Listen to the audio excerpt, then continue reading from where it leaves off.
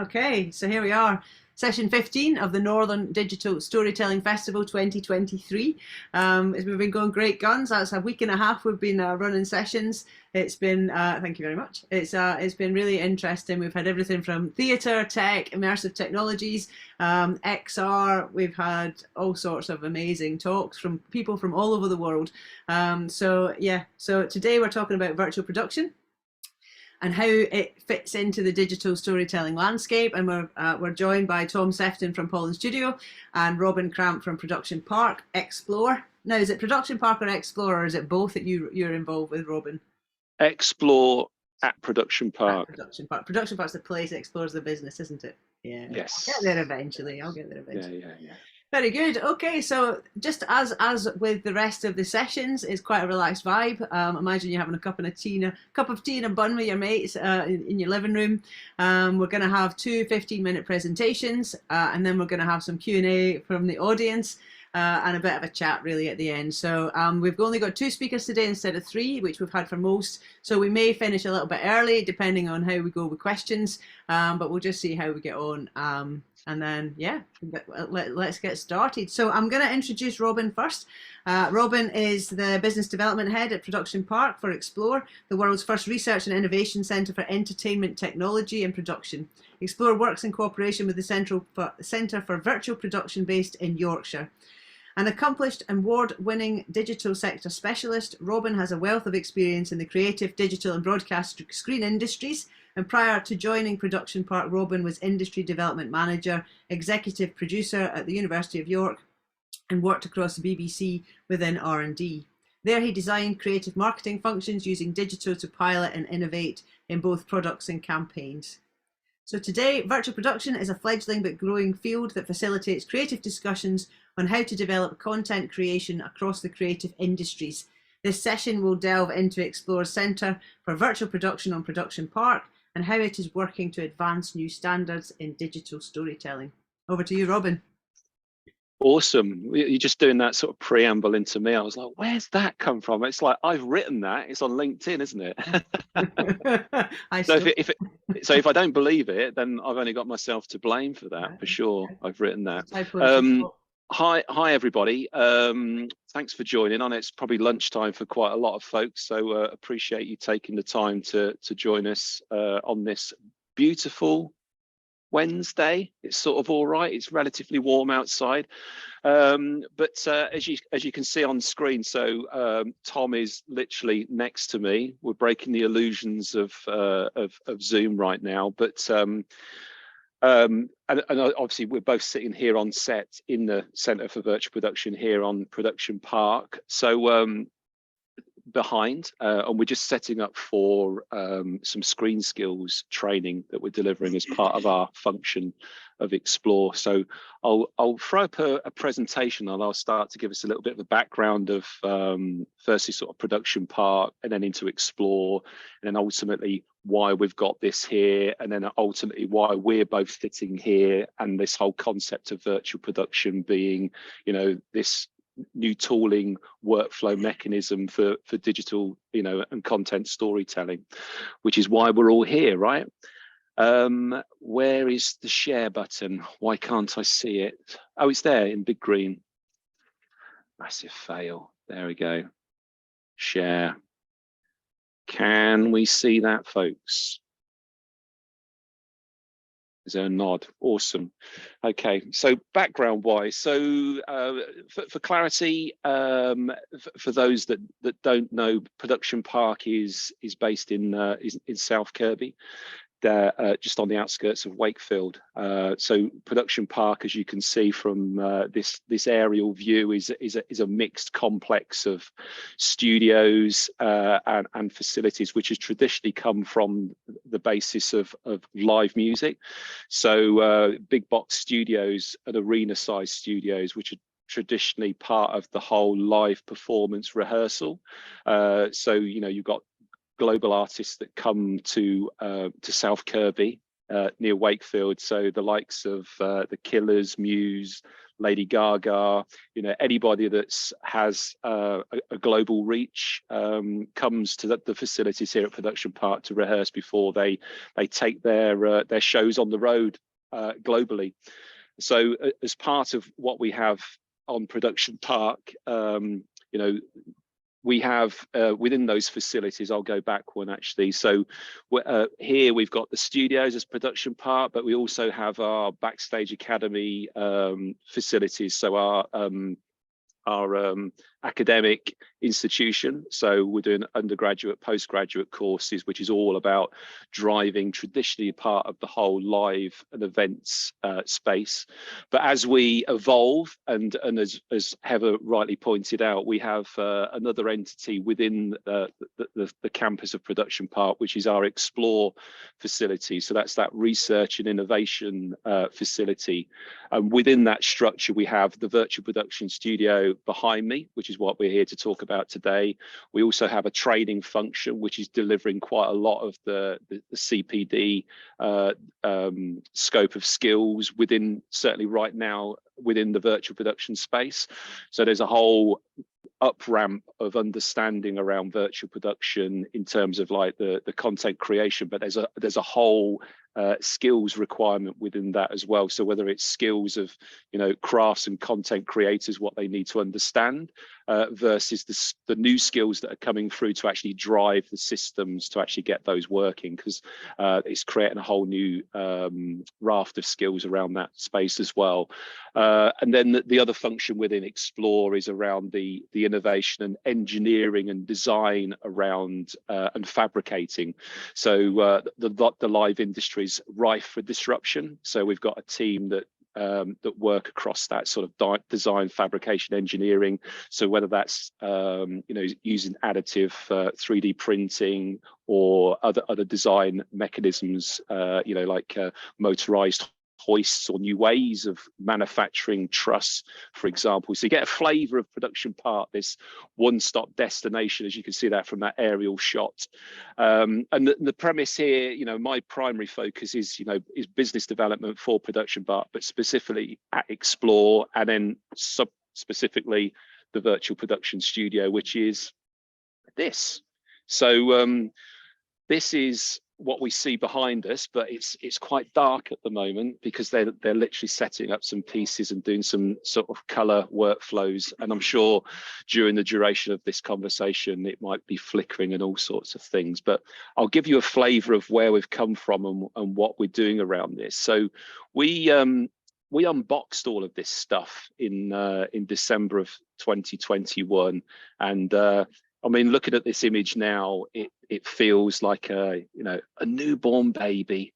It's in a different configuration. You know, as you can see here, I'm not sure if you can see my cursor on screen, but we've got an LED floor in with this instance. You know, this is 3 meters tall at this point by around about 11 meters across the curve, and this was very much bought in on the basis of virtual production being one of these entities that I suppose really was driven through the pandemic. There was a lot of development and interest around virtual production because of production had to, you know, to go remote. So content creation, especially in some of the big Hollywood pieces, became quite prolific and became almost these poster child for virtual production. And I'm sure, you know, we've all heard the Mandalorian and the Star Wars related pieces around content creation that is being done around virtual production. But of course, at the same time, it also presents this sense that, or has done, presented this sense that virtual production is for, you know, for serious budgets, serious Hollywood budgets, whereas you know, it can be when they're the scale of large studio volumes. But as you can see, for, you know, the instance here, we've got this, you know, the middle tier, almost like these open entry and open access facilities that we have here at Production Park. And over this period of time, you see some date cues in the corner here. So over the past year and a bit, it's essentially been looking at, you know, this new entity as a studio for us here at Production Park. Traditionally, we've been much more around that, you know, that literal live arena space. So literally black studios that people bring their whole infrastructure in to do that live touring, whereas this is, you know, it's another studio, but it's also has a, you know, a new technology and a new, you know, a new way of creating content. So much of the past year, and this still continues, is in how we evangelize about this technology and the ways that it can be used to create new content, you know, the new workflows. So whether it's, you know, examples here of one-to-many, where people come in and we do a lot of, you know, deep dives into what virtual production is and the entities around that. This May point here, as you can see, the studio's changed now. So we've got, you know, it's becoming a little bit bigger now because we're understanding the needs around the industry. Because as you bring people through, you realize actually what the creative needs and the executions that people traditionally want around here. We've removed quite a lot of the LED floor at this point in time. And this time here was when we got our first piece that we did as part of an innovation program with ITV Studios. So this was, you know, the broadcaster very much looking at what virtual production can do for this particular one, recurring drama. So we brought in, you know, as you can see on that clapper there, the Emmerdale unit, and also the Coronation Street unit as part of this 2-day shoot that they did with us here. So as you can see, you know, with the screen, it turns into a point where actually you can see this as being, it has to be a really nice mix between, you know, the virtual screens and also what you build up as part of the foreground assets and the way that you have depth of field. So over this 2-day period in May, this was really just ITV bringing their team in, and, you know, their traditional workflows, their camera workflows, and augmenting that with our technology, and essentially using that as a 2-day R&D piece for them to understand what this can mean for their own sort of content creation.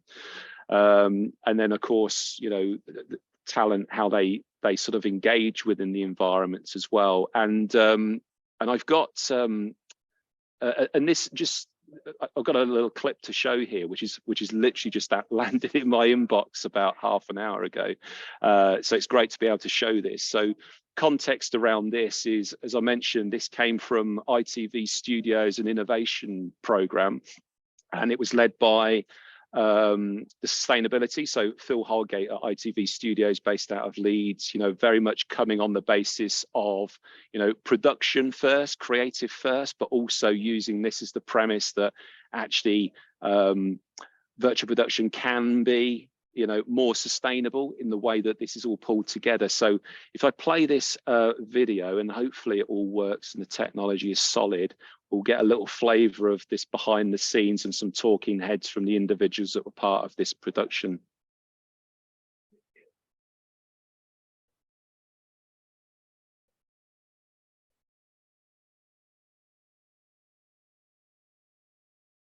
Is it meant to be sound, Robin? Is there no sound for you? Nope. It sounds great in my headphones. Do you want to try sharing your screen again and clicking the optimize for sound button at the bottom, maybe? Oh, let's have Sorry, a mate. go. Share screen. Yeah. There's Optimize optimize for video. share sound. Yeah. Optimize video clip. Yeah. Perfect. Hang on.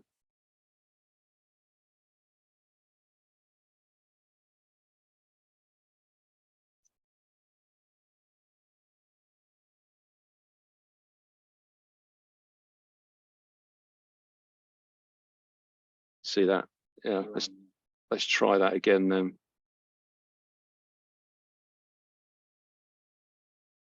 Can you hear that? No. No.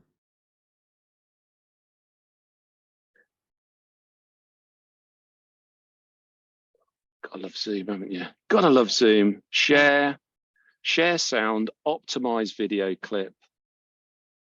Hold on, go to advanced. Top.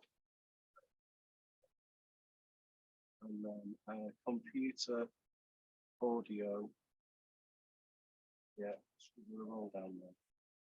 Just, that's fine in mono. Just click share.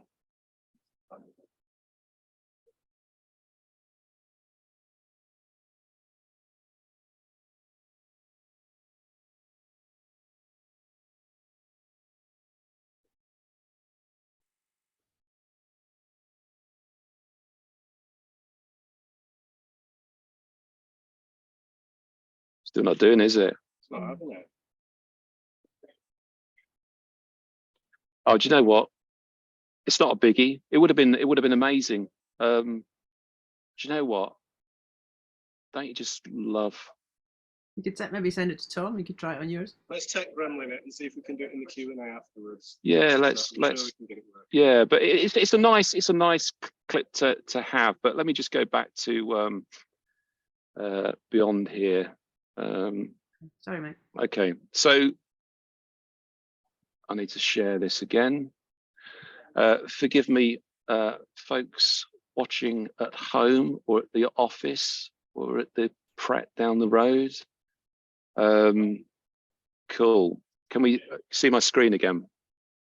Yeah, good. Okay, so again, that particular one, I'll see if I can do like Tom says, if we could do a tech gremlin thing and see if we can pull that out. But it's one of those nice moments where actually you've got the key crafts that worked on that 2-day piece. I could almost do a little bit of play it out and just ad lib over the top of it, but it's essentially like people talking about their different workflows, how how that sort of traditional workflow works within this particular space, how it essentially gives them a bit more creative freedom and control within the environment as part of that. So that's into in around May of last year was that particular piece with ITV, and then a lot of what we've been doing is actually again being able to sort of test the environments and testing different pieces. Cars work amazing in virtual production because of the you can see there purely from the light reflections of paints and things like that. So again, if anybody's listening and just thinks like I've got this really amazing creative idea that involves a car, get in touch. Any opportunity to lift the drape up around the side and drive a car in is a great opportunity to do these sorts of things as well. So very much looking at how we use the technology, different content forms around how the studio is sort of optimized and how it uses as well. This point here, we get to sort of like around about November time of last year. But again, as this studios evolve, we can get a feel for how we're sort of like seeding the way the studio, what we are as a studio, who needs to know about this, what sort of content works in this space. And then this is where we start to get into the realms of, advertising, commercial space. And I think there's actually, when you look at two funnels of pieces like TV, film, and obviously mention the Mandalorian at the top and big Hollywood pieces versus getting other levels of different content forms of creation. On a personal tip, I think there's much more end-to-end scope of doing virtual production for ad commercial pieces, because there is they're shorter pieces, they're much more time boxed. So this particular one here, we worked with a production company back in November, Powerhouse in Leeds, that ultimately wanted to do a series of days to do various different shoots, to just really work at their sort of like their workflow. And we spent a good amount of time that was not only shooting, but also being able to test the different onboarding mechanisms, the different creative, what could be done in the different time frames for them, but also importantly, how they could sort of put that through ad green carbon calculators as part of that, to actually, really try and understand how their content does stack up. How much does it truly stack up in terms of those sustainability perspectives? So I've just got a clip here. There's no sound, thankfully, so it's just visuals. So I'll just play this out here. So this is just just me on a phone, just filming a little bit of the preview monitor. So there's no post on here, no color grading, but it gives you a sense of depth of field. So as we mentioned before, you've got props set up. It's all an important part of selling the dream of virtual production.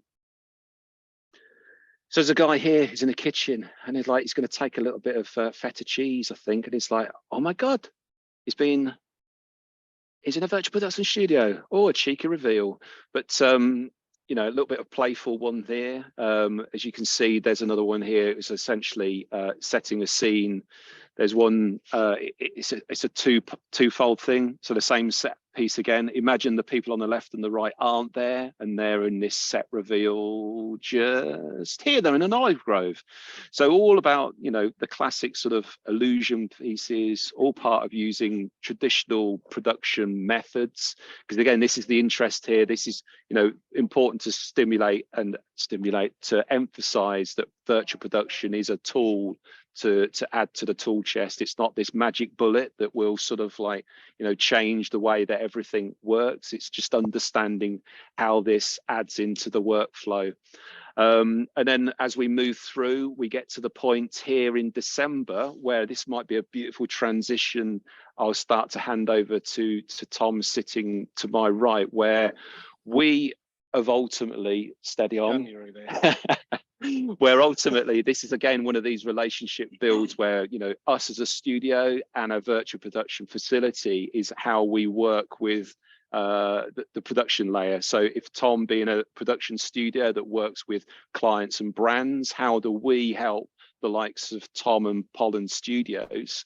So that's a nice moment to transition into you, I think, Tom, to sort of continue on where our relationship is. I'll shut up so he can unmute and we'll speak shortly.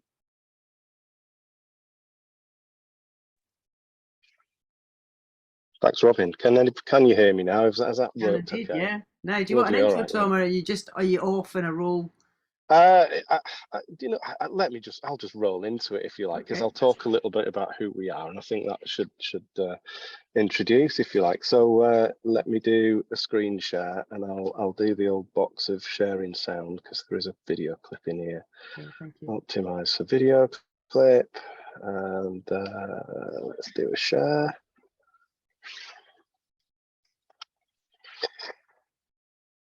Oh, it needs a password. This is fun, isn't it? There we go. So yes, hello everybody. So my name is Tom Sefton and I run Pollen Studio. Pollen Studio has been running this year 50 years, so it's yeah, a big achievement for us to be going this long. Originally founded by my father as a sound recording studio in 1973, and it transitioned into sort of the basic sort of tape slide and marketing bits, and then went into heritage, and I took over in about 2008, I would say, after freelancing around the north for a lot of different production companies. And since then we've been involved with corporate film production, internal comms, some really nice museum and heritage jobs, and then some cutting edge technology with technological productions, which have been incredibly fun and also sort of pushing the boundary in terms of what's possible, which is exactly where we've always liked to sort of sit, really, because I think that's where the interest lies in doing a lot of production work. So one of the big ones that we did, we worked very closely underneath Chris Walker, Bright White, who I think you've had a talk from in the last week, and also Sarah Coward from what are they now, In the Room, previously Forever Holdings and the Forever Project. So we spent about a year and a half doing some filming with Holocaust survivors in 3D, and then produced a really sort of incredible 3D interactive with Bright White for that, which allowed you to interview a 3D avatar of somebody who survived the Holocaust, which was an incredible sort of filming process. And then from the back of that, we moved on to do a project that Heather was involved with as well, which was through Innovate UK, where we created a 3D VR experience where you could do the same interview process with the music legend that is Nile Rodgers. So we were involved as the specialist filming company that supplied the filming services for that. So we did the 3D filming, and we did some bits of BTS and some content for it. But the crux of that project was that it really sort of pushed the boundaries between a true film workflow and sort of looking at the color grade, sort of your color pipeline for producing something in film, with producing something for VR and sort of Unity developers that would sort of take the assets that we were providing with them and turn it into a VR experience. And also for part of the previews and tests, we used some of those Unity assets in filming. with also sort of a broadcast TV production, because we needed quite a lot of broadcast chaining for sort of a very complex way of monitoring it. So that sort of led us into sort of exploring some other ways of working, and we've worked with some bits with virtual production. So I've freelanced for another very big post-production company that I can't sort of talk about too much, unfortunately, because of NDAs.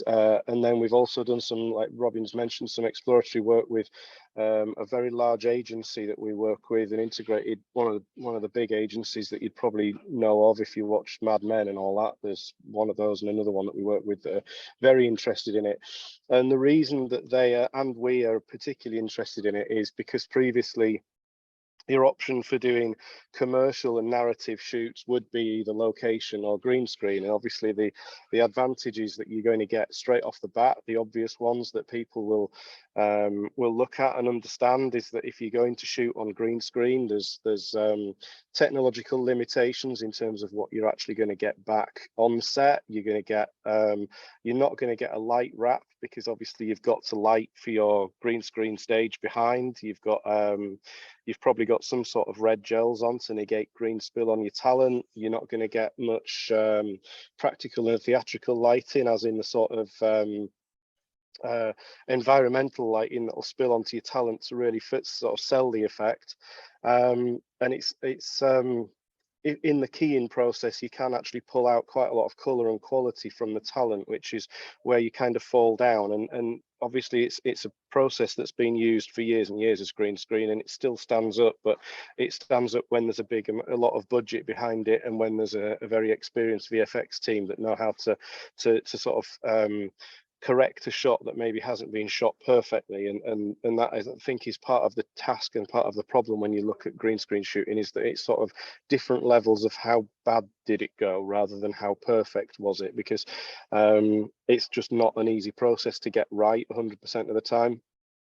And the obvious one with virtual production compared with something like green screen for the clients that we're working with, that they're looking at, is that the producers that you work with, your client on set, can immediately look into a lovely preview monitor, like some of the ones that are behind me, which you can't see because I'm obviously on screen share, but they give you sort of a real-time feedback to know how the scene is looking. So the reassurance of that for a sort of a high budget commercial shoot, whether it's branded content, whether it's a TV commercial, is massive, so that your client team are able to sort of look immediately and see whether they like the shot, and you can adjust the lighting.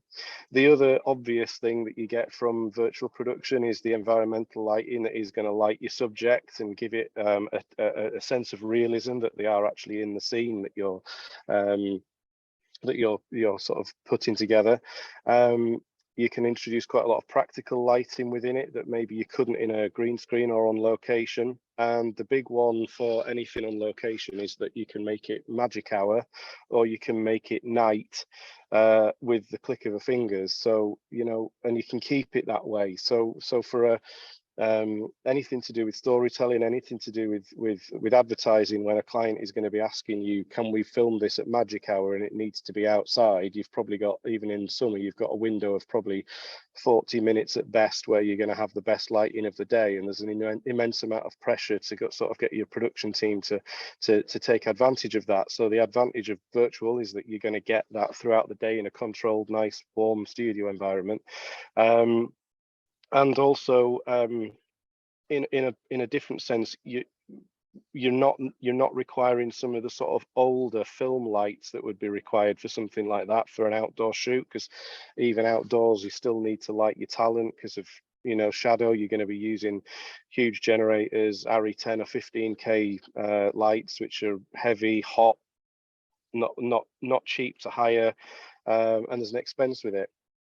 So, you know, as a food for thought, you know, if a client comes to you and they're talking about and doing a location shoot for something, you know, the expense that comes with that and the effort that's got to go in to make it look good is the location search and hire and the fees that come in with that, your expense for actually getting your crew to this location that you've had signed off by your client team or by your creative departments to make it work. And then when you get there, you've obviously still got to dress your chosen location with some form of props. And, you know, for some of the bits that we've been looking at with the clients that we're working with, it's electronic goods, so it's carpets, it's curtains, it's furniture.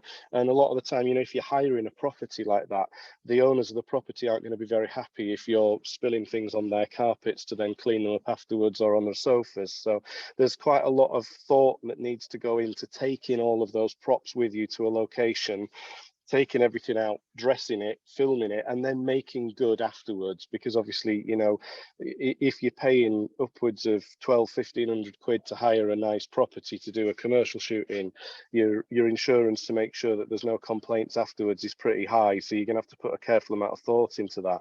And then in any location that you go into with bitter experience of doing a lot of TV commercials on location and exteriors, you're still going to need a significant lighting budget. So that will require a generator to be brought to site. You're going to have, you know, an experienced gaffer and a key, like an electrical expert that's going to be sort of handling that for you.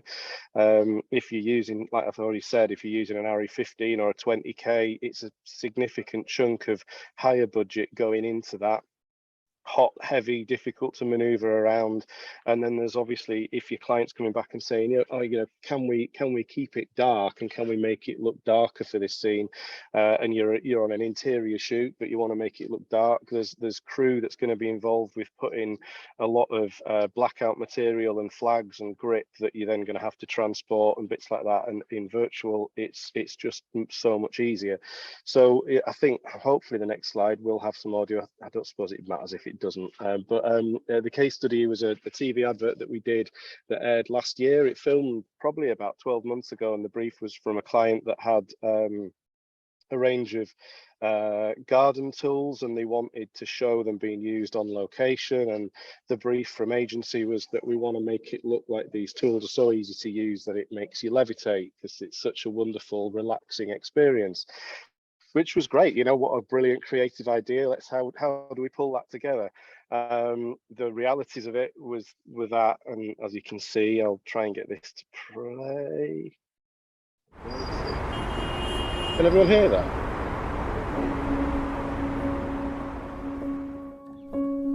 Cultivate inner peace in your outdoor space with tools that give you power, freedom, and flexibility. Be at one with your garden. Yard Force.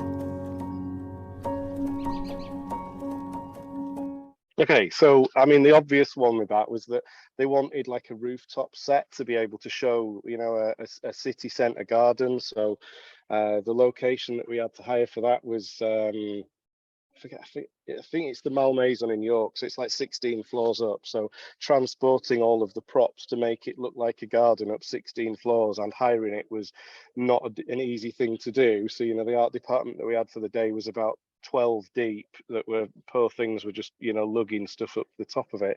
And then as it goes with a lot of these shoots, and the reason that virtual's so amazing is that if your client doesn't have the budget to fly to South Africa to do their sort of exterior shoot in January through until sort of end of April, you're kind of at the behest of English weather. So we filmed some of the bits that you see that look like gardens, and it was kind of quite a nice start to the day. And by the time we got up to the 16th floor and were set, it was probably 20–25 mile an hour gusts of wind. So it was pretty much too windy to get a lot of the lighting bits outside, and it was pretty hairy, not very nice experience. The footage, thankfully, and hopefully will people agree, doesn't really look like it was a miserable, windy, cold day with sort of a measly rain blowing. But you know, when you look at the expense, the risk, the effort that went into it, virtual would literally have been a one-day shoot for the entire production to pull all those shots together, and it would have made it a heck of a lot easier. the big part of what went into that, and would still go into it with a virtual shoot, is that your art department would still have been bringing your foreground props to site, as we've seen with Robin's, you know, bits with Emmerdale. A big part of that is how you're going to dress the foreground. The next part is that somebody is going to build your Unreal or Unity engine backgrounds. Now, obviously, that is a big part of virtual production, but it's a part that I think, as filmmakers, can kind of embrace that kind of opportunity, because yes, there's a skill set, and yes, there's an expense that goes into that, but if you're an independent producer, there's potentially sort of a library of assets that you start to build up there. There's some incredibly exciting things happening in the world of sort of AI generated content that can become hugely useful for backdrops for virtual production.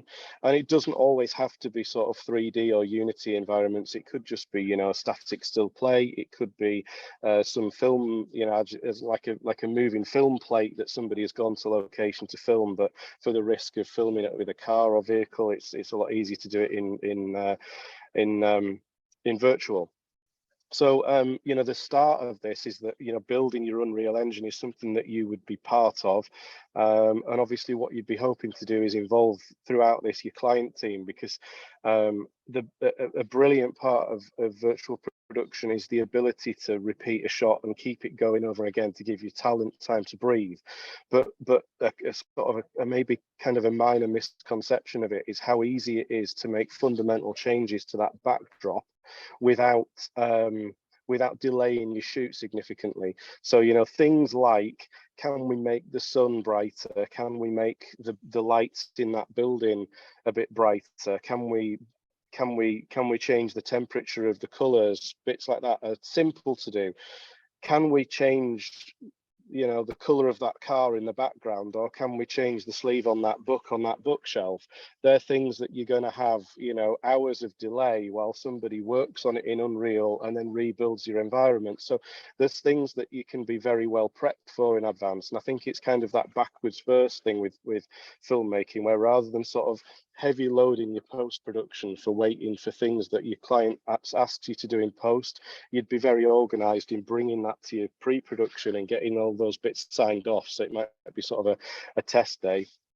You know, a big part of it is maybe planning your camera moves. You know, when you're shooting in virtual, until tech kind of moves on, you're going to be working with a camera system that is tethered in some way. So you're going to have like an umbilical cord of cables that are coming off the camera that provide it with gen lock and sync and then give you video feedback.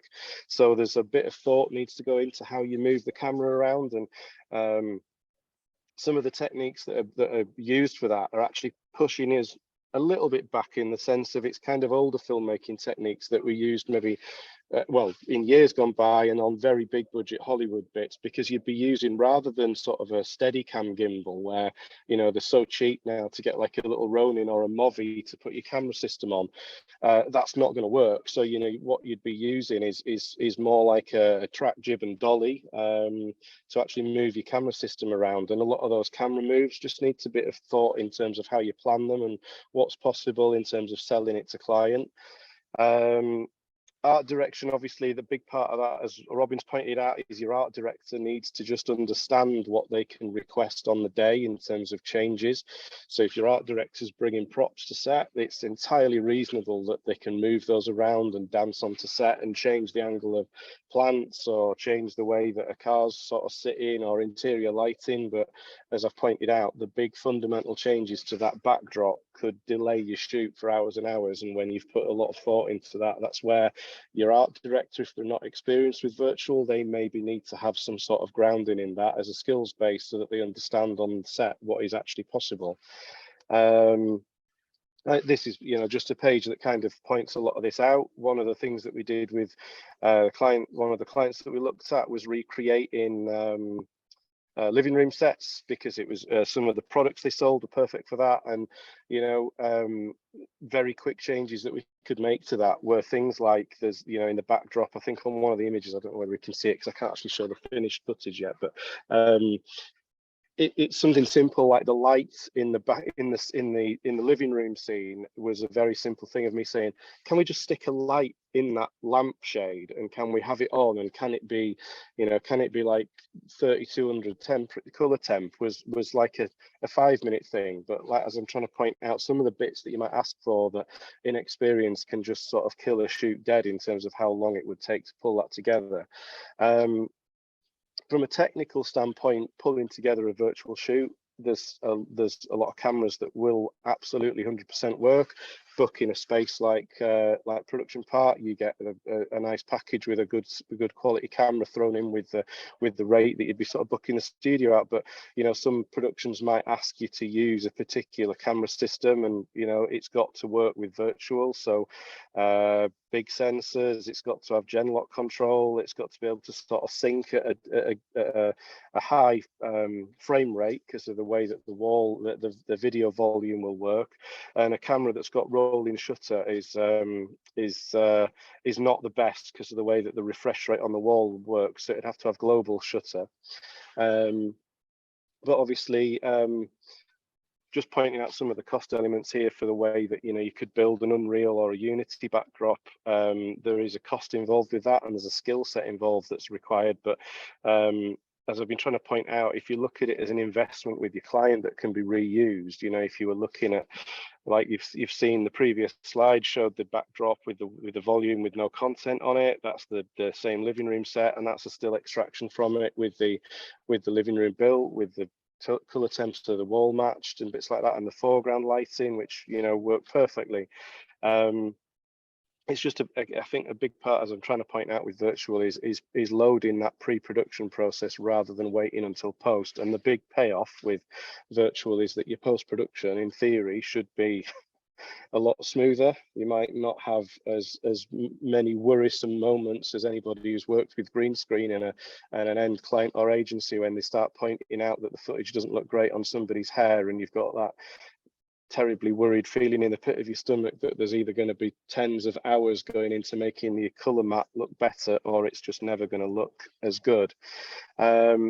This is a slide that's only going to sell this space more to you, but I don't need to run through much more of it. I think it's probably useful in the future just to refer back to in terms of what's here. But the studio space is incredibly well thought out at Production Park in terms of capabilities.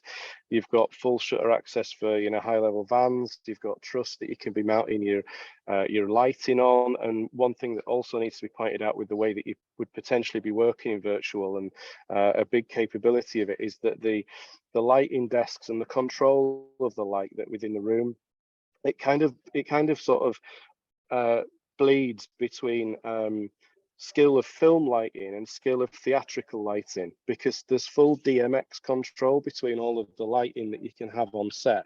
So say you're doing, if you were to do like a poor man's process of like putting a train carriage or a car, and you're going to have this background whizzing forwards, and your talent's going to walk up and down your train carriage. Another way of selling that as well, and selling the effect even more, that you'd have some LED lights that are DMX programmed that then pass down the flicker of the train as it moves along. So there's a lot of that can help sell the process and understanding what's possible within your space. Yeah, some of the demo stills that you see there, they're bits that we've just drawn from shoots that have been sort of exploratory bits with agencies that we've looked at. A key thing to understand as you're sort of thinking about virtual production is, as well, I don't think either have kind of touched on this, Robin, but it's in a way, it's kind of not a new, it's new in terms of how you can move a camera around without a huge amount of effort. But things like rear projection have been in cinema for like 70, 80 years. If you're probably going to add up a list of iconic cinema shots from cinema, probably one of the ones that makes it into your top 5 lists is Cary Grant being chased by a plane down a deserted highway in North by Northwest, and parts of that shot were constructed with rear projection, and Hitchcock was a massive fan of it. And there's other shots that went into Pulp Fiction with Bruce Willis sat in the back of a taxi as it's being driven away from the fight, and that's rear projection. And the way that it works is that it just adds this lovely sort of context textual light wrap onto the character, but the way that you can now do it with a camera move sells the effect so brilliantly that it is such a valuable tool for somebody who is putting together a narrative story or any branded content or advertising. It's something that, you know, should be thought about, and also in terms of overall cost, in terms of what it's actually cost the production company or your client in terms of time to think about it and pull it all together. It is a really sort of solid valuable thing to do. So I don't think I need to talk much more other than to now sort of say we can turn it over to if there's any questions. I don't know if we've covered enough or people have any more to say. Is it wise that we maybe dump headphones for this and share a screen? Is that wise? We think? Yeah, Save any sort of howl around. Right, let me see if I can do this. Hold on. Uh-oh. So whose are we going to use? Just use yours and Right, your okay. mic, and I'll just turn all this down. And Okay. can you hear me? Can you hear us? We're together. We're together. Look at that. Together twice, in fact. Brilliant. Well, thank you very much for that. I really appreciate the talks, really in depth, and gives folk a really good understanding of virtual production. So a couple of questions have come through. Olivia's asking, what are the biggest issues you've come across in virtual production?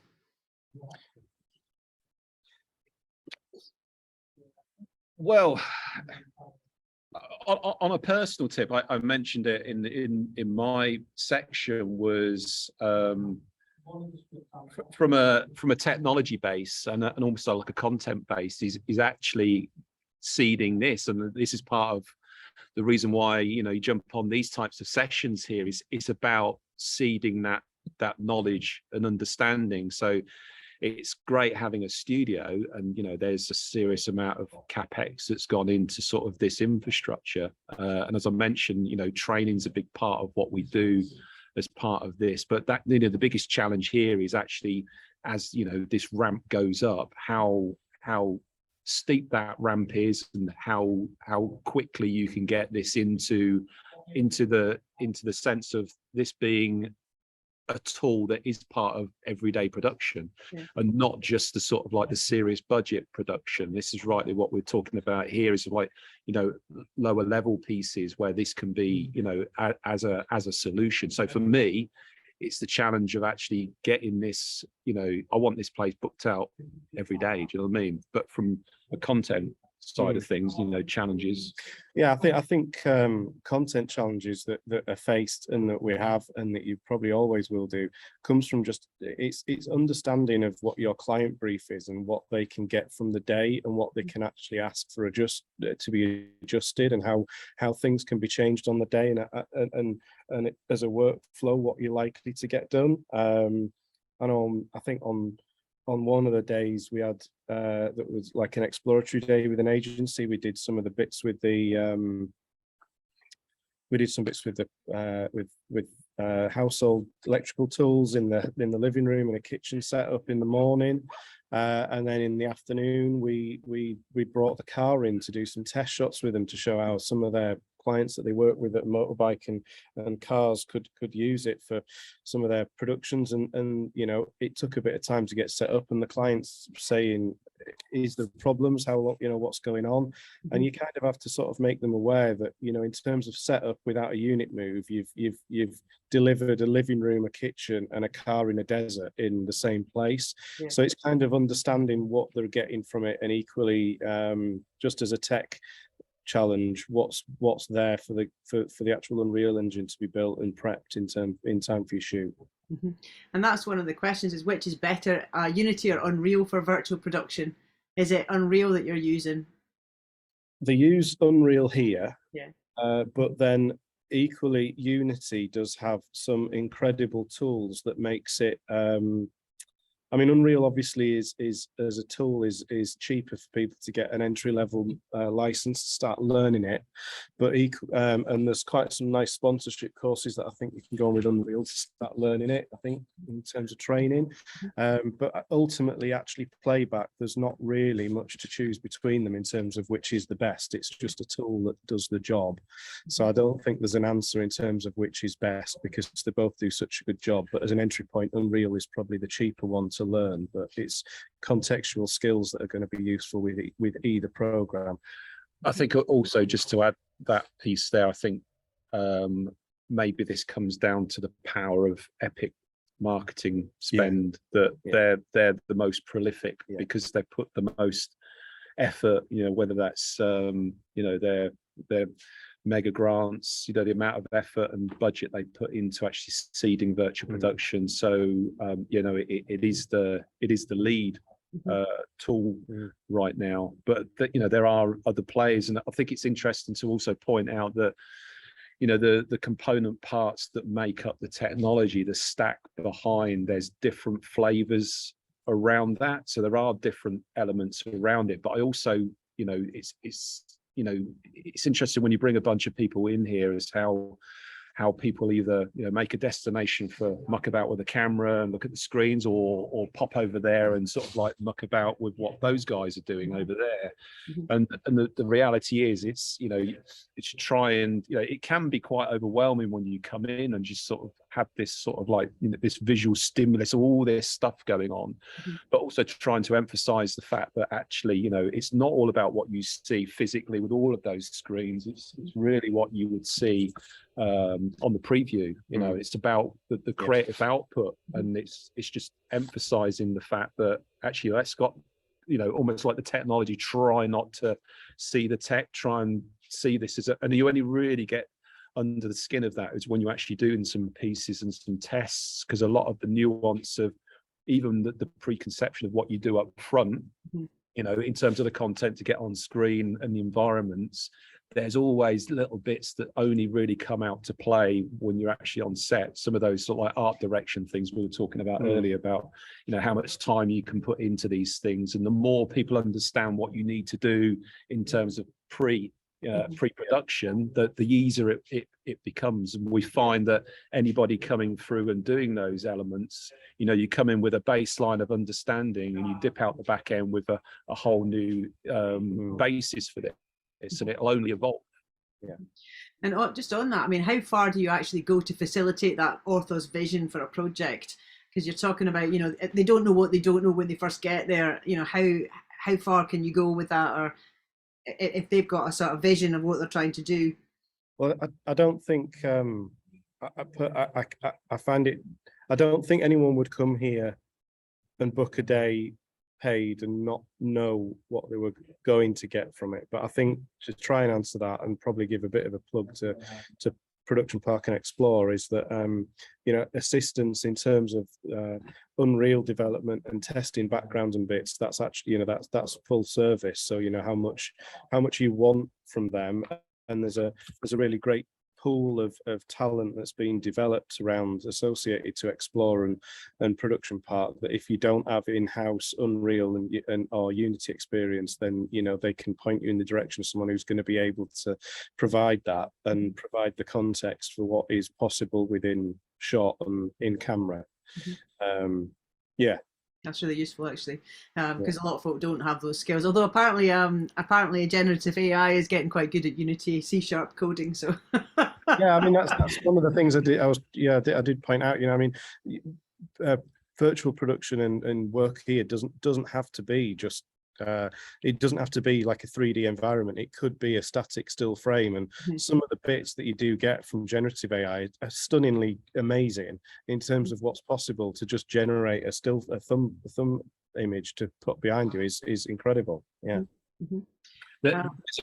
Just on that, I know that is a sense that actually to do the full gamut of Unreal content, it's all sort of like real time. The whole area is moving. You can go to big extremes, but also you can layer a lot of this up, with plate shots, and almost create different 2.5D plate pieces, and you build up the environments as part of that. So you don't have to go to the full level of having full 3D created unreal worlds. It's, you know, in reality, it's all about the content strands that you're bringing through to this. And obviously some of a lot of the pieces where I was saying that actually from a marketing perspective and the commercial sides of things, actually you don't necessarily need all of these. Like, it depends what you're also doing with the camera. If the camera's locked off, you know, there's no real need for the environment to be moving. But of course, when you do pan and you've got that sort of like motion tracked elements where that's tracking the environment, that's ultimately all of this, you know, you shouldn't be able to see any difference. You know, if anybody at the far ends of an audience is watching stuff and just goes like, that's rubbish, then it's not done its job, you know? Yeah, that's fair enough. A techie question from Olivia. Are all the components within an Unreal virtual set controlled manually? How much coding blueprint usage comes into a production? Would you code a 24-hour-a-day and night system to create a moving sun and light changes, or would you just manually change the lights, etc.? Good question. Good question. Yeah, I think a lot of that would come into creative brief. Yeah, and budget for this sort of stuff. I mean, there's a lot of interest around when you talked about, you know, DMX control of lightings and things, and, you know, scene change of environment. So if you were moving down you know, a moving road, you know, you could bake in or automate a lot of the lighting structures through that. You know, it's all viable, but actually it's about, you know, as Tom rightly says there, it's about what's the execution, what are you looking to do. So just because you can, you know, but actually what's the output going to be? If you could just literally trigger that by somebody watching the screen and trigger some pieces manually, then and that does the job, then absolutely fine. But some of the interesting things that we're looking at as part of the studio, so as I mentioned at the top of the conversation, so Explore being this R&D and innovation facility, so this being a tool within that, but there's some immediate things where actually getting people in and using the technology and getting content out of it, but also because this is still evolving and things are changing, like color flows and all sorts of different things about screen technologies. You know, we're interested in you know, working on one particular piece at the moment around some automation, some you know, around like car rigs and how the steering movement of the car could interact with the screen, so that the way that the trackers on top of the camera, you know, the way that you could track the steering wheel, but as more of a research piece to see how that technology and that innovation of that, how does that practically change? Is it really going to change anything fundamental if it is automated? Maybe from a talent perspective, if you don't have to, you know, be triggered by seeing. So from a performance perspective, if it becomes more natural, you can just do things not have to consider cue points, then, you know, does it make that? Is it down to the actor and the talent on screen? So a lot of these things, you know, we're playing with things right now of getting people in and using the facility, but also really keen to sort of, you know, dial it up some of the innovations around the edges around this as well. I guess just thinking of an application where you would have to globally put in things like that are pre-programmed in terms of time of day and bits like that. The only time I could imagine where you would require that, rather than it being a manual intervention to change the height of the sun or bits like that, is if a writer had written like a 10 or 15 minute scene between two actors that was exterior and, I don't know, say it was like had an urban exterior where they wanted it to start at sunset and then get dark so that the lights came on behind in the city. Yes, you would probably program that so that it was a repeatable thing, because then that's the least intrusive thing to do for your talent on set and just let the cameras tell the story. But in terms of actually what you'd likely do for 95% of the work here, it would be manual, because you'd just set it and then you could keep it there. Yeah. That's cool. Thank you. Question for you, Tom. Will virtual production fully replace location shooting ever? No. In what cases? Not for a long time, but I mean, it's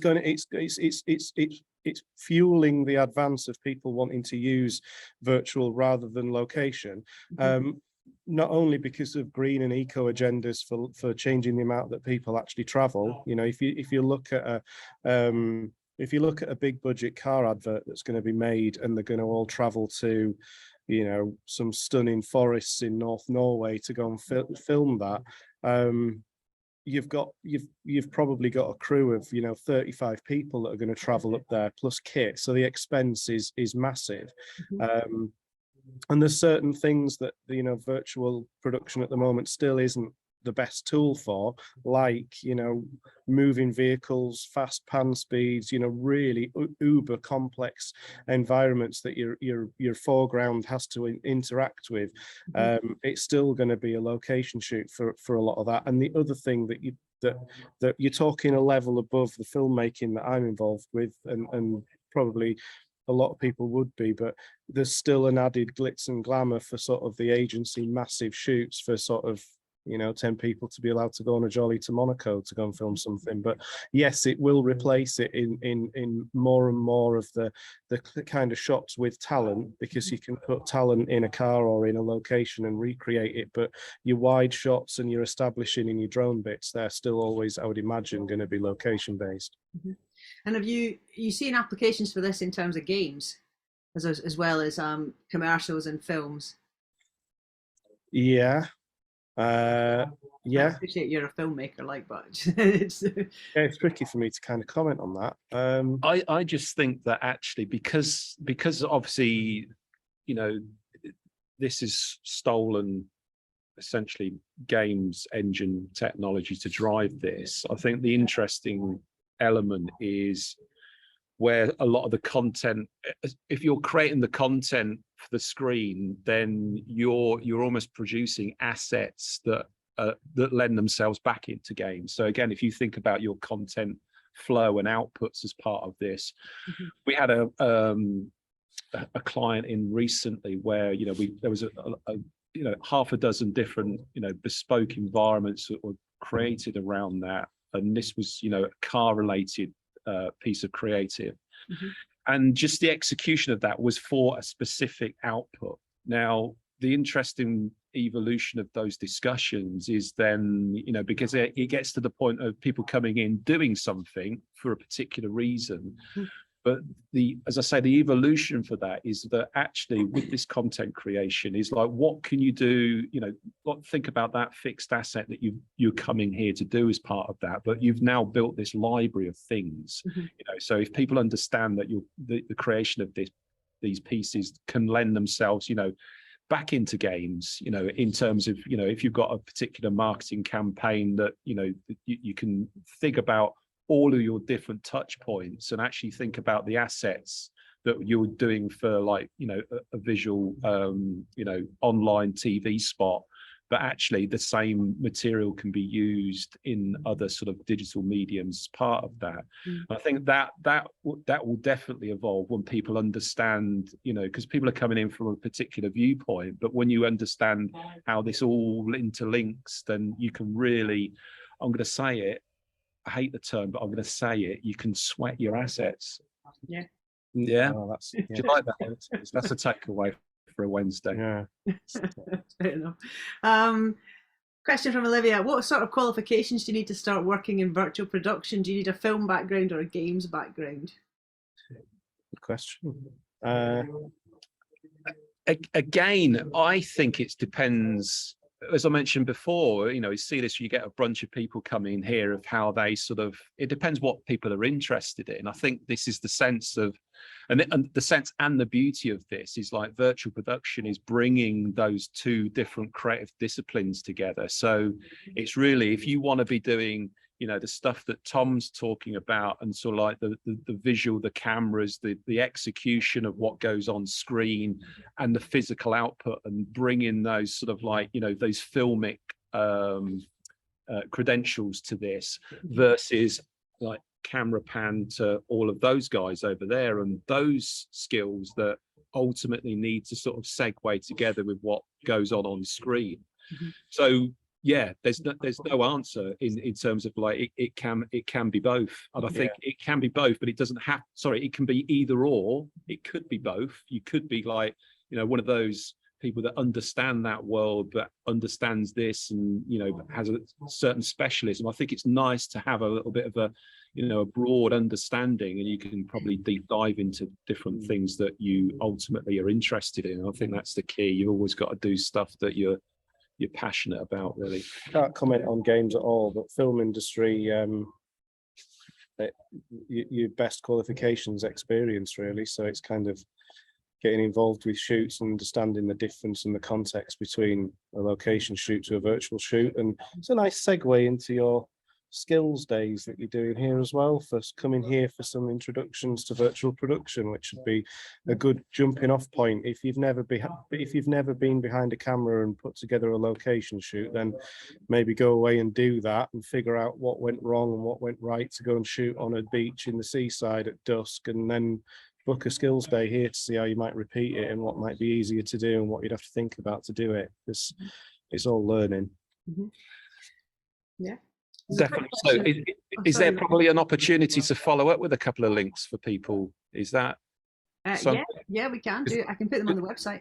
Because all I would say, just to echo what Tom's rightly said there, training is a fundamental part of what we're doing, and so we've got a couple of things currently ongoing at the moment where we, from a West Yorkshire Combined Authority, devolved Department for Education skills. We've got a 12-week program of training, which is super flexible. It works in around like evening times and things to do a nice big deep dive into virtual production. So essentially, if you're in the West Yorkshire sort of region, you can tap into that as part of that. So I definitely recommend participants viewing this to sort of get involved with that.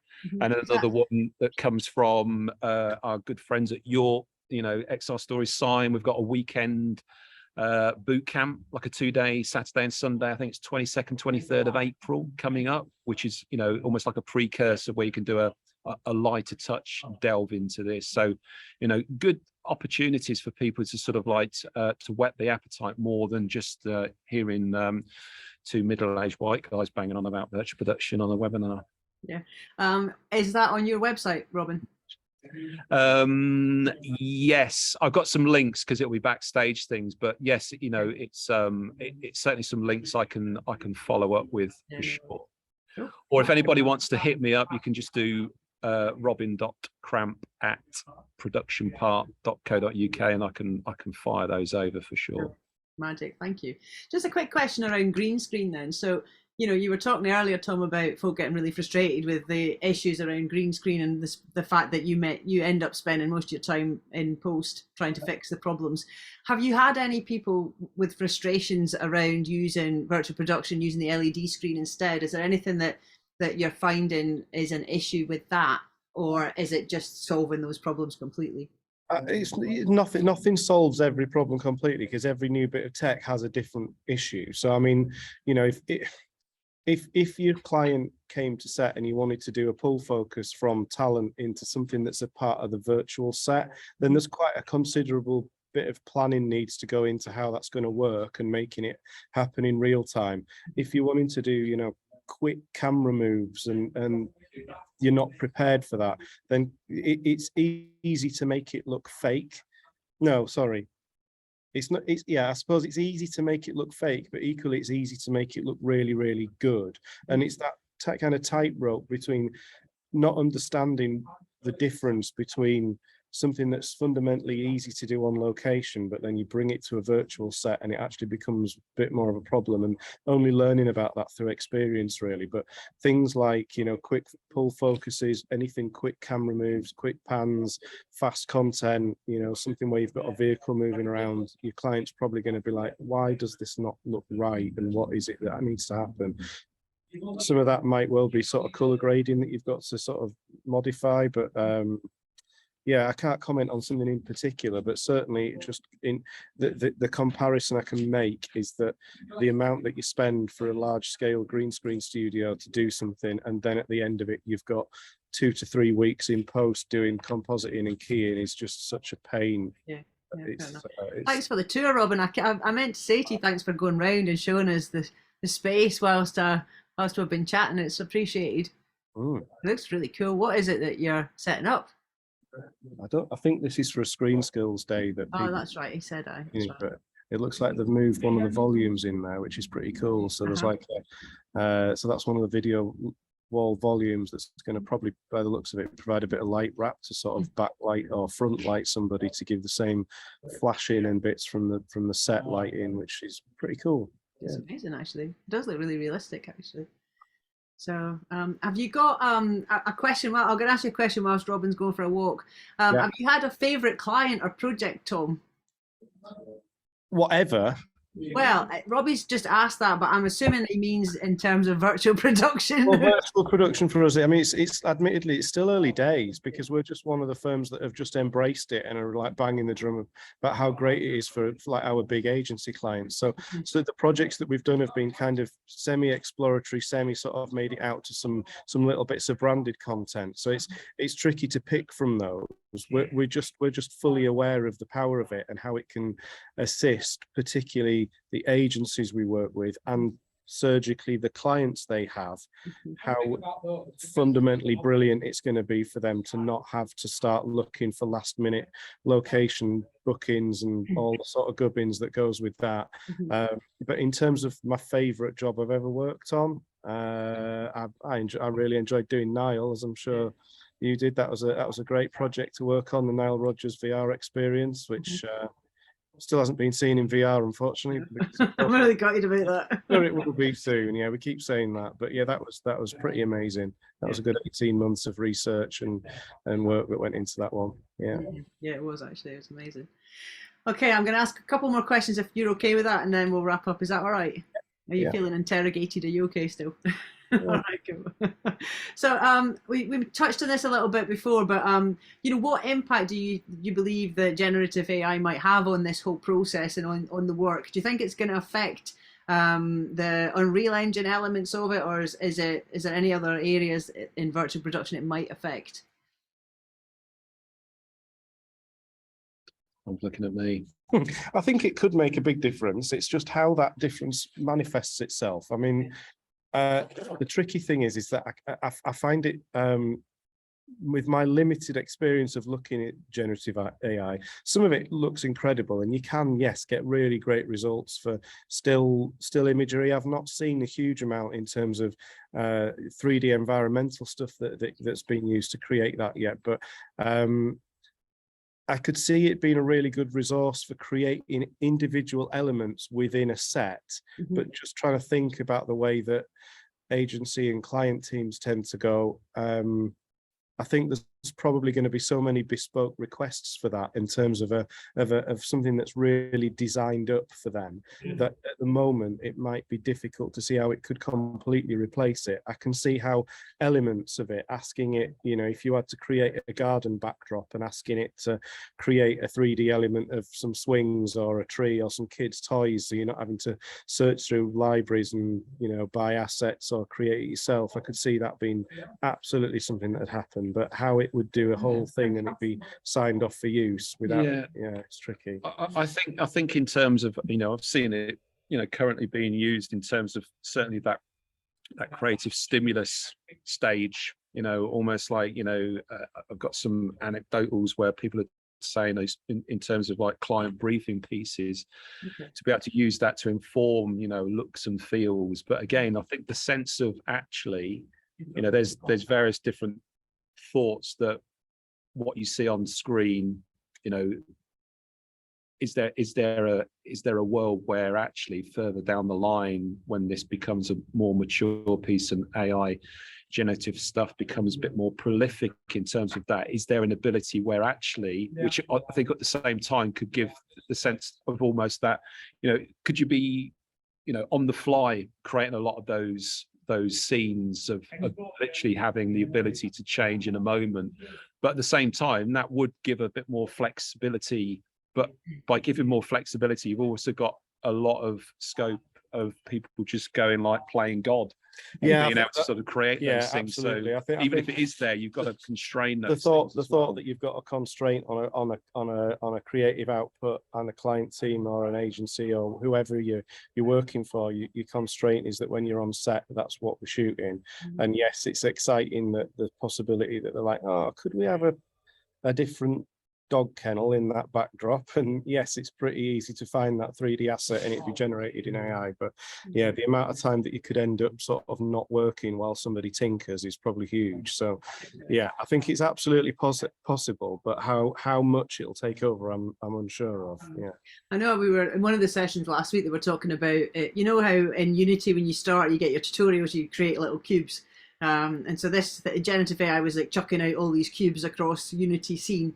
So whether as that develops, whether I'm thinking more in terms of shortcut and time that it would take to design scenes or implement, you know, some elements within the scenes, that kind of thing, whether that is something that effectively you could get an AI engine to be working on, you know, in pre, so that you're pretty much cutting down on the time it's taken folk to develop it on the set, I guess was possibility there maybe. Who knows? We'll find out, eh? Okay, one last question. So, is there issues with the uncanny valley with VP? Is there any issues with that, or is that more around you know, sort of, you know, your sort of CGI characters? Do you get that in terms of scenes in VP? Do you think? Yeah. I think it, again, I think there was always, you know, there's always a preconception, and it's evolving. It's part of this sort of seeding the technology that, again, having, you know, this LED stuff over green, that technically this is like, you don't need another light source. You know, the wrap of the screen will give you all you need, and it isn't the case. And a lot of that is actually how you set the scene, because, you know, some of the pieces that we were trying as part of those tests, those different environments, it's the uncanny valley thing is crucial. And I mean, this thing that we got on the background is like, you know, it's quite a cyberpunky thing, so you know, it's quite forgiving, because it's like, well, it's not real, so your brain goes like, well, it is what it is. But you put any sort of photo real environments in those, your eye instantly goes like, I don't know what it is, you know, there's something not quite right. Is it the lighting? Is it the way that the scene's set? But again, some of those things we've tried in the past, where you can get things where you've got that moment, you just go like, it just doesn't work. And then something, you know, it might be a slight change of the camera angle, or just a little different hue of the light, and instantly it changes. You just go like, that looks amazing. Yeah. And it's constant tweaking. Yeah. Your gaffer and your DP will appreciate the fact that it's probably 90% lighting on your foreground talent to sell it. Everything else kind of, some of it comes down to your camera moves and what's too fast and what's too slow, and kind of sympathetic to what your environment is. But yeah, I've not seen a huge amount of VP where they've been employing really sort of fast, sort of close camera moves. It's usually sort of wider vistas. But I think a lot of that's down to the fact of, like, you know, fast camera whips and things like this, because it's going through, you know, you've got latency between the camera and the servers and what's on screen. You've got, there is, you know, again, I think this is the evolution of the technology as well. You've got lag. Yeah. So of course, if you know what the constraints are of the technology as part of this, that's then constraining your shot choice, you know. So that's why you don't see many, you know, massive sort of camera whip pieces. You know, that's where almost like the scene's moving itself rather than the camera, which makes a difference. Why the car scenes lend themselves quite well. Yeah. I'm just thinking the film, is it Rig, the one that was set out on the oil rig in off the coast of Aberdeenshire? I think that was filmed using VP. And I'm trying to remember if there were any fast moving scenes within that. I don't know if you guys have seen it or not. I've seen the majority of it looked great, and then there's a bit with a helicopter at the end that didn't look that great, but you know, that's probably just budget and what they were probably trying to achieve, I would imagine. But I think it's just being aware of your test day and your experience come to the fore with it. Booking your first paid job and your first day on set to never have done it before is kind of pretty difficult. But I mean, it's only the same as something else, you know. If your client wanted to shoot on a particular location at a time of day, then you're going to travel there before and go and do some test shots. So yeah, I mean, it's hugely exciting. The possibilities are amazing, really. And the fact that, you know, when you're in that space, and it's a magical space to be in, you know, in there, you know, and just, a massive amount of possibilities there for all sorts, and just it's great having a bit of a chat through it just to get folks' heads around it, because for a lot of people, if they've never been in a studio like that, then it is completely alien. But you know, having been a couple of times now and then chatting to you guys today, it is starting to make more sense. So really appreciate that, and I appreciate Few questions. If you want me to try and rattle through a few really quickly. Yeah, if you like, yeah, crack How on. does VP compete with the use of VR and the creation of fully virtual spaces? Well, I'm not sure it competes in the sense of VR. I think it can complement VR, because we're looking at a few bits potentially for maybe actually filming VR bits on virtual stages, which I think are quite exciting, and how that is pulled together to place you. But it's still just placing a foreground talent in a different environment. But the really exciting bit with VR is obviously your assets that you've created for that background are going to be there for your virtual reality experience as well. So as a complementary thing, I think it's kind of only going to enhance that more. Cool. How does VP enable storytelling? Big question with a short answer. I guess the way that it's enabling it is it's enabling your script and your script writer and your vision for your content to be that the filmmaking process is going to be getting out of the way, and you're going to let your talent and the talent of actually assembling the scene and letting them, you know, tell that story, that's going to be at the forefront and for a longer period of time, rather than this frantic slapdash, Jesus, the sunset and we're not ready, can everybody go in 30 seconds? It's like, so yes, that is kind of how it's going to help storytelling. Great. Okay. There's one bit, I think someone's asked a question of, like, you know, what we don't have that we'd like. Yeah, what's on your wish list of gadgetries? Yeah, I think it's more about, it comes back to the evolution of where this stuff's going, and I think it's, you know, talking about the question earlier about, you know, the two different prongs of this, you know, the technical stuff over there and the piece on screen. So when the production's on, in here, you've got people milling around and doing their thing, is like, you know, from a DOP creative visual emphasis and the technical interpretation. So there's a language transfer between what I want to see on screen and that interpretation of what actually happens, and that's a dialogue, and that's literally how, you know, we were talking earlier how quickly some of these things can change versus, you know, the length of some of the more complex changes.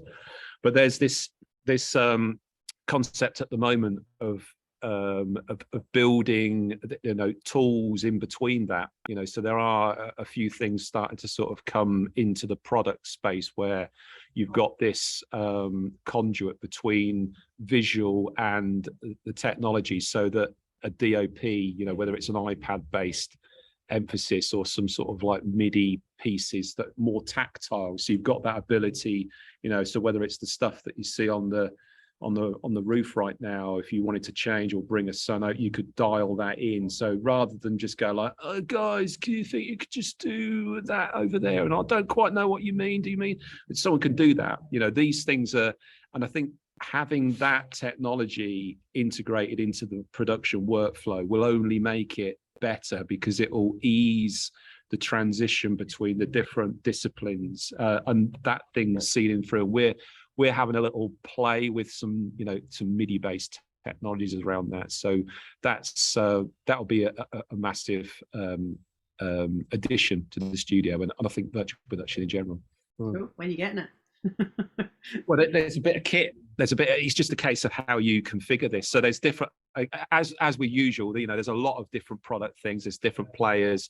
So there's you know, there's I suppose when people see that there's a gap in the market to sort of bridge this to things, maybe it'll be another VHS Betamax thing. Someone will come through and sort of like and win the fruit of this. But yeah, it's playing, and I think that's a key part of what we do here with Explore, and this facility is to have that play space and time to innovate around this. Brilliant. And what camera have on the production? So there's a list of cameras that you'll be able to use in VP, and they all need to be kind of decent sized sensor, essentially film cameras. So Sony Venice, Venice 2, FX9 might about just do it. Red Helium, Red Monstro, Epic Dragon, Komodo, Arri Mini, all those. And the short answer is, as long as it switches on at the start and doesn't drop until the end of it, it shouldn't have any impact on your production, because it's just a tool to tell the story. And the biggest thing that's going to help you tell the story is how you dress that and make it look really nice with your foreground and your complementary background. And then your lens choice is far more important than your camera. Very good, thank you. Okay, how are you doing? You want some more questions, or have you had enough yet? Well, there's one on there, I think it just dips into there about the tangible assets and artifacts. And it is, so again, what you see here is literally pretty much an undressed scene. And it can't be just that. And I think they are actually prepping. So they're probably, I don't know if you can see in the background, there's some, there's some pots and pans hanging down there. So I think they'll be doing like a kitchen scene. So you've got to layer some pieces up. It's all part of the Uncanny Valley piece, right? You've got to sell the dream, so you've got to prep and prop that whole scene. So it's a fundamental part of it, than just having an unreal scene. That's touching, exactly, that your art director needs to complement your Unreal and every facet of your design process, because you're going to have to source all of your props for foreground in exactly the same way that you would do for a location shoot. But the difference is that you aren't going to have a unit move. You're just going to redress that, and 5 people pull out your foreground and bring a new one in ready to go. I think Olivia's kind of touching on this as well with her questioning around, do you use tangible real world objects other than in-game camera and set camera? And then she expands with it. Let's say you've got a cube on set that's parented to a cube on the screen. Moving that cube on set moves it in the virtual world. I think, do you have a digital twin in your Unreal Engine scene, or is it literally just filming what is in front of you in terms of your foreground props? I think is what she's asking. Well, this is where you start introducing sort of like AR assets within that. So again, this is all part of the way that you can layer up the scenes. So you could have like the physical prop, but also you can augment some of those elements as well. So obviously you can get that sort of like AR occlusion where people can move around. But interestingly, there's also screen innovation around the way that the refresh rates for screens. So this main bulk of screen here was procured about 18 months ago. But screen technology between then and now is moved on, and we've got some stuff. Where is it? This is not really on this bit here. Is interestingly, all of this product is Row. So Row is like, dare to say, probably one of the Rolls Royce of screen manufacturers. Whether that's just in screens in general or virtual production, heavy investors in virtual production, but they have a facility here on Production Park as a demo suite. So we're very friendly, and they're good parts of the Production Park family. So we've got, being able to take some of their sort of new products. So the refresh rate on these new products gives the ability to do, I think they call it frame remapping. So you can actually drop different scenes within each individual frames, because obviously the eye sees a certain frame rate, but because you're refreshing faster than the human eye, you can do 15, 16 different scenes within the same shot. So you can actually do a lot of scenes where actually what you see and we see on here right now we see through one lens, but you can tailor that and make the content different to, you know, to somebody visibly seeing that, or an audience. And the more, so then when you start to look at that and the evolution of that, that gives, you know, it starts to get your brain thinking, like, you know, the creative notion that you can bring all sorts of different pieces onto a frame at the same time is quite mind-blowing. It's quite witchcraft at the same time, and especially if you get a mirror, and again, a point the mirror at the screen, and the mirror is actually seeing something totally different as well. It's just it's voodoo. Is but that not where your kit melts? Well, yeah, one of those infinity tunnels, yeah. There's all of those sorts of things, but again, presents you know, new creative challenges, but in a good way, that you've got these sense, which comes back to this point about you can, you know, how you can augment pieces, you know, whether those pieces are on screen physically, or whether those things that you can move around with this sort of frame remapping technology. Very compelling. Yeah, I think you've got someone wants a job with you. Olivia's like, I really want to get involved with some virtual production projects now. Witchcraft is absolutely my alley. You've got, go speak to Robin, Olivia. Yeah, She's actually very good. She's a really good developer. She works in Unreal and in Unity. So you know, she's, in fact, she's been out there. We went when we came the last time. Olivia was part of the group. So she's been always looking again at, in terms of content creation as well, because we're as a studio facility, you know, we don't do the full end to end per se. So again, it's good to have a black book of talent as part of this. So, you know, obviously a fundamental part of making this real and right and a great piece of you know, for content is actually the content that gets on screen. So, you know, I'm more than happy to sort of like you know, get portfolios of people for content and show reels and things like that, because the more the merrier. Brilliant.